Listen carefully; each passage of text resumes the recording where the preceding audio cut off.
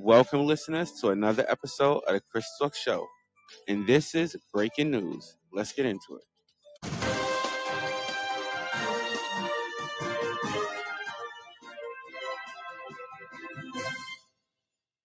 Welcome, listeners. I am your host, Chris Talks. What's up, everybody? All right, so what are we going to do for this episode?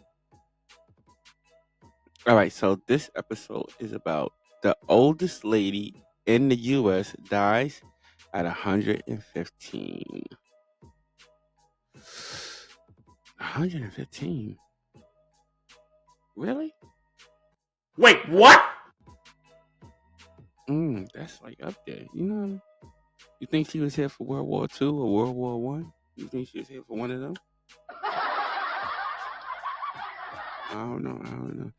All right, but as always, I'm going to let Sarah, my AI, report the story, and I'm going to give you my view and my opinion at the end. All right, let's get into it. Hit it. Thank you, Chris. Known as Queen Elizabeth of Houston, Elizabeth Frances died this week at age 115, making her the oldest person in the United States and the third oldest person in the world. Frances was one of the few people classified as a super. The walls of Frances's room are lined with plaques, proclamations, and framed birthday cards from former President Barack Obama, the Clinton family, and more who set life each year. Politicians, community members, and loved ones frequently visited Frances at her home in Houston. Said her Ethel Harrison. She loved it, Harrison told CNN. She loved people. Before her death, Frances was the 21st oldest American in history, and the 54th oldest person to ever live, according to LongeviQuest, a global database that tracks the world's oldest individuals. Frances and her sister, Bertha Johnson, made history as the sibling pair with the oldest combined aging American. Frances told CNN affiliate KTRK, Anna, Frances saw a lot in her lifetime. She witnessed 20 presidents. Her 115th birthday this year, Frances received a letter from Barack and Michelle Obama, who acknowledged her contributions and the history she lived through. Over the course of 1 century, you have made extraordinary memories and woven your own unique story into the American narrative.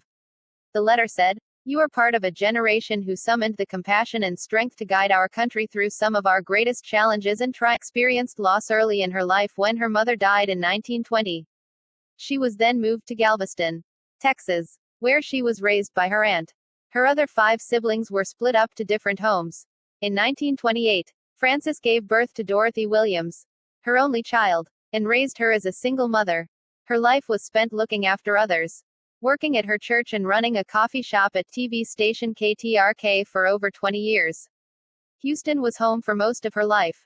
My grandmother was also a caregiver, her loved ones to take care of her. Frances moved in with her daughter and granddaughter when she was 90. She was there for 25 years before. Harrison remembers her grandmother as a lively and active woman, even in her old age. With 3 grandchildren by the age of 100, attributed her longevity to her lifelong abstinence from alcohol and smoking. When asked, Frances would always attribute it to God. I just thank the good Lord for keeping me here, she told LongeviQuest earlier this year. He's heard time. Her favorite Bible, Harrison said, she was a person who loved people. She cared about people, Harrison said, but most of all, she loved the Lord. I think that what his daughter is now 96 years old, and she is taking the loss well. According to Harrison, they all are. I'm just so grateful that God allowed us to have her as long as we did. Harrison said, you know, we can't be selfish trying to keep her here. The family plans on celebrating Frances's life at the beginning of November at her home, Good Hope Missionary Baptist Church in Houston. Though Frances said, it's going to be a happy celebration. A celebration of life. Back to you, Chris. Damn, that's a long time, bro. That is. All right. What are we doing here? Okay, listen. If you like this content and want to hear more of it, right before I get into this, if you like this content and hear more of it, hit that subscribe button. Also, hit that like button. You know what I'm saying? Let us know what you think. All right. Oh, man. Thank you for dropping my air horn. I'm so stuck on the fact that be 115 years old. Like, Bruh. That's a large one. Let's drop a church bell for her real quick.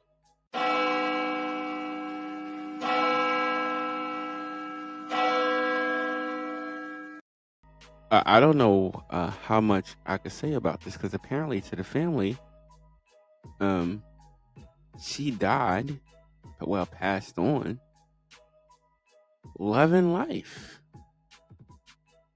That's just it. Just loving life. Can we drop a big explosion for her?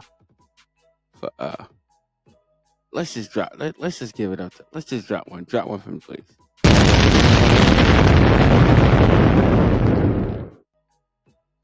Because that has to be a fantastic one. Because she it said that she walked around with the Bible all the time, and apparently she was very very good and outgoing with people. So I don't see nothing bad to say about this woman here. Nothing at all. But congratulate her to living such a long and wonderful life. And for y'all who don't know, I don't know if we're gonna put up the picture. Do we have the picture? I don't know if we have the picture. But this is a melanin woman. This is a melanin woman. I did do a research real quick because they said that she was like top 25. Yeah, and then she was on I think a list of like 58 or something like that. Or something like that. Yeah, right. But we found them. We have found that top list. But we have the list that I pulled up was 100 of the oldest people. Okay, so on our list, the youngest of the oldest people in the world were was 114 and 223 days. That was the youngest of the oldest people. Bruh. Yeah, that's the youngest of them. Now the oldest, and that person was from Japan. Yeah, they was 114 years old. Okay, so the oldest person to ever live, okay, was 122 years old. Wait, what? Yo, Bruh. I don't know how many wars they saw. I have no idea. This was but well not in well that was in uh what was the date of their death? Pull that up for me on the big screen.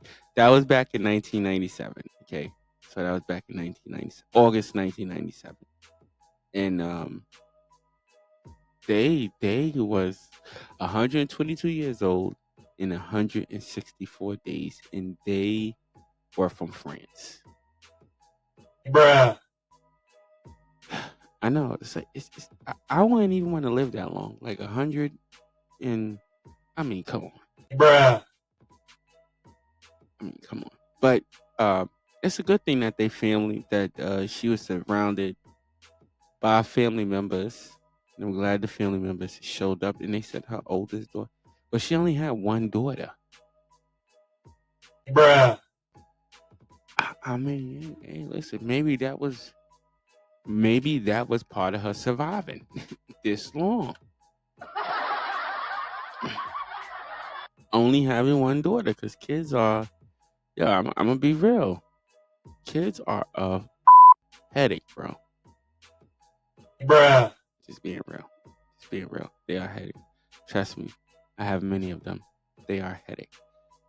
But shout out to this lady and rest in peace to what was her name? Elizabeth Francis. Okay. Yeah, she died about I think what she died like a day or two ago? A day ago. Okay, so yeah, she died like a day ago. So I mean, yo, man, the woman lived a very long, beautiful, apparently beautiful, wonderful life. They don't say how many grandchildren that she has. They only state that she just has that the one child, right? Yeah. So I mean, shout out to that family, man. and I wish them the best. I don't know what else to say on this, Ed. I just wish them the best, and that's my view, and that's my opinion for this particular topic. All right, man, that's like, yo, bro, that is old. Bruh. That is old, very old.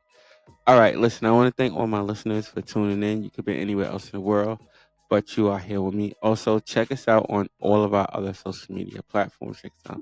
You know what I mean? And stay blessed and not stressed. Until next episode, listeners, I will see y'all later. Peace out.